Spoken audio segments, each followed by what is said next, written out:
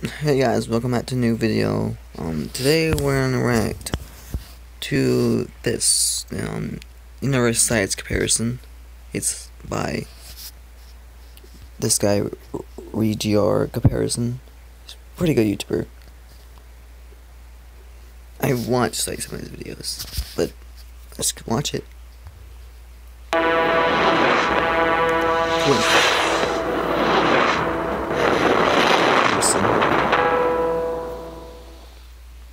Our universe, a vast and mystical place, yet full of mystery. How big is it? Why are we here? Is there a higher being up there? To answer these, we first got to look deep within ourselves. Really deep. To what wondering, I have seen this video already, so what makes us, and ultimately, the universe. At the universal domain of tininess, these are quantum foams atop one-dimension strings, the fabric of space-time itself, going any smaller but defied the laws of physics. This is the smallest thing in existence, a Planck particle. The next smallest thing are quintillion times bigger. Wow. Everything in our universe are made up of these particles defined by the standard model. They are responsible for mass, electromagnetism, gravity, and radioactive decay. The smallest of them is the electron neutrino, so small it weighs against even the smallest quark. These are quarks which combine to form composite particles, the most familiar being the protons and neutrons. This wave is from the photon, the light particle. Zooming further, we pass by the electrons and reach the Higgs boson, the particle responsible for mass. And finally, we made it to what we're all familiar with. Protons and neutrons, some of which combine to form atomic nucleus, the largest being element 118. Yet, the nucleus is a tiny fraction of the atom. Electrons in quantum motion orbits this vast empty space, and at last, the atom. Big, huh? Our body alone is made up of 1 octillion atoms, with cesium being the largest. Some of these bond to form the 4 building blocks of life: proteins, carbohydrates, fats, and DNA. The wonders of nanotechnology exist here. This is a clickable view of an electron microscope. The land here is ruled by viruses, so small yet deadly. For example, HIV claims millions annually. Sorry about that. Our body alone has an astonishing 100 trillion of them. These are cells that makes up life. Every single one of our 40 trillion cells contains 20 billion pairs of DNA genome. We reach the landscape of some of the smallest animals. Worry about that stuff suck. At this scale, even a flea looks like something straight off a horror movie.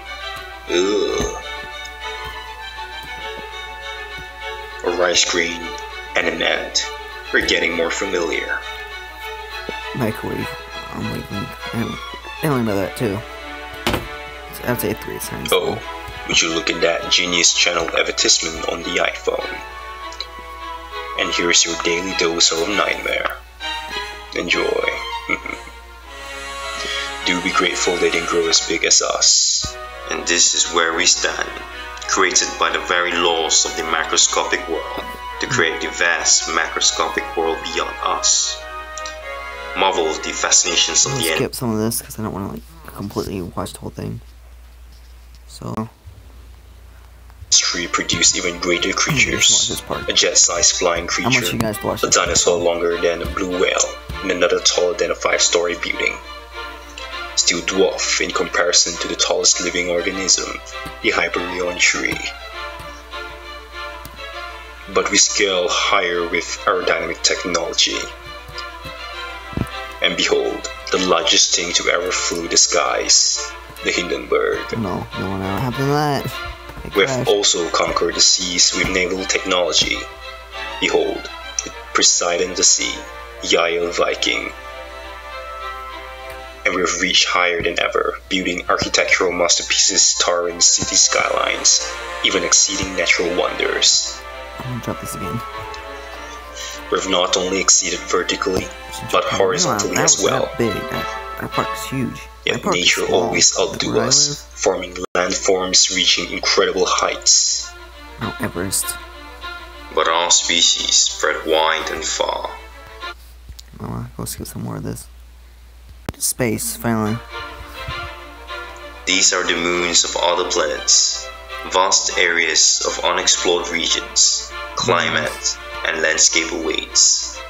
As we zoom out from moons to planets, we ask ourselves, where are we? Right there. That's here.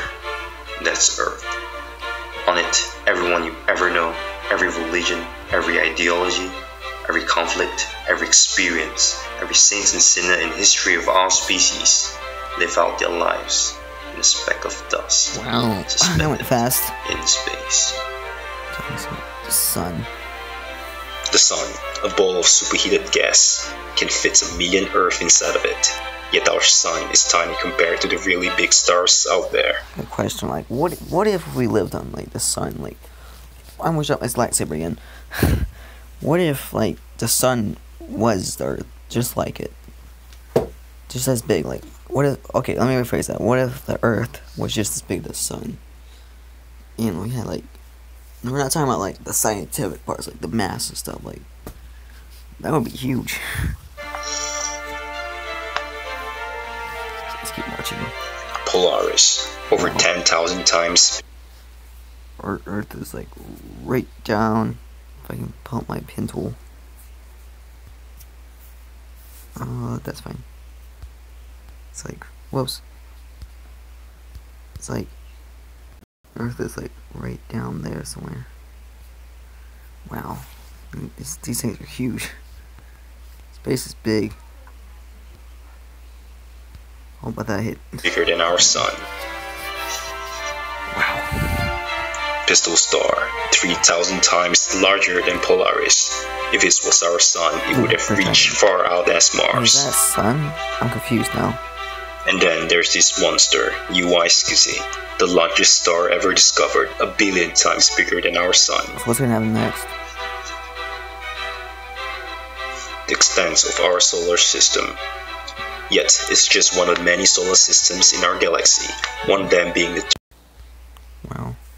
So these are galaxies that, like, they have passing by stellar orbit, witness the largest black hole and abyss among these interstellar beauties.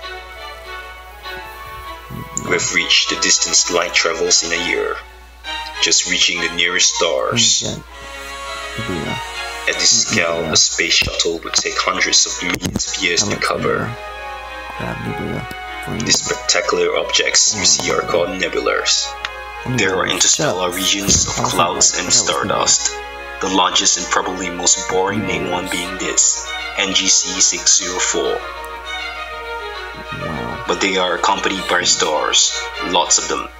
Some have dozens of planets, somewhere out there, among billions of stars and trillions of planets, thinking, do we exist? Our Milky Way, home to 100 billion stars, our sun being just one of them. It's just one of them. If I can go back. I thought, thinking, do we exist? Our galaxy was like...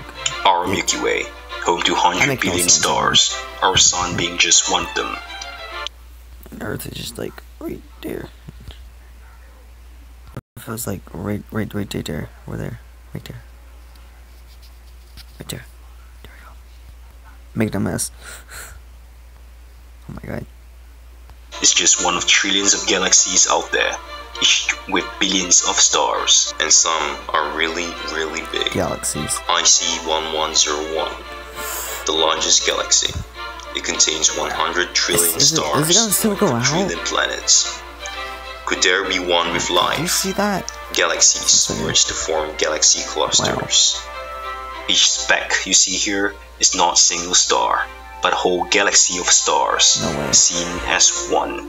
I've already seen it. I'm not trying to act like Laniakea, a supercluster of 100,000 galaxies. In just one of many superclusters in the Physis-Cetus supercluster complex. Nope. With many other supercluster complex, form the vast cosmic web. It's not it. And eventually, our universe. The universe. Here lies everything. Or does it? What if? There's a universe, one where Hillary Clinton became president, one where Hitler won the war, or the dinosaur never went extinct.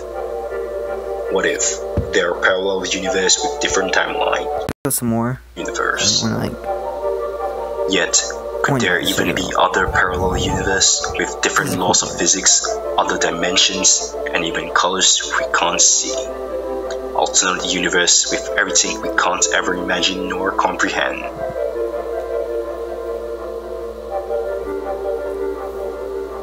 The multiverse. So you guys want to check this guy out? This guy right there. I like this video. That's pretty cool. The math test. You're right. Don't worry, dude. See what else he does. I'm not gonna like watch him, but he also does this. Comparisons, Pokemon speed comparison. There's like all his videos. Cards price. There's a lot of stuff. It works very hard on him, so if you guys want to subscribe to him, you can. That's about it. Bye.